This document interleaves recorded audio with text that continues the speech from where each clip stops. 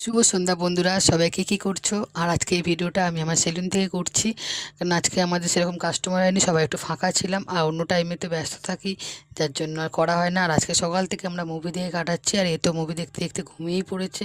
তো হুট করে প্ল্যান হলো আমাদের ছোলা মাখা খাবে সবাই, তো যার জন্য রেডি করলাম। একটা বোন ছিল, তো ও সব কিছু করে দিল।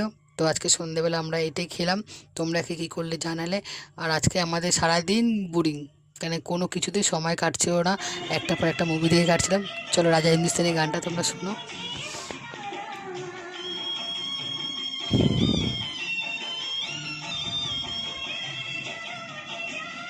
দারুণ লাগে এইসব গানগুলো, খুব সুন্দর লাগে। আমি তো এরকম টাইপেরই গান চালাই, আর ওরাও শোনে, কেউ কিছু বলে না।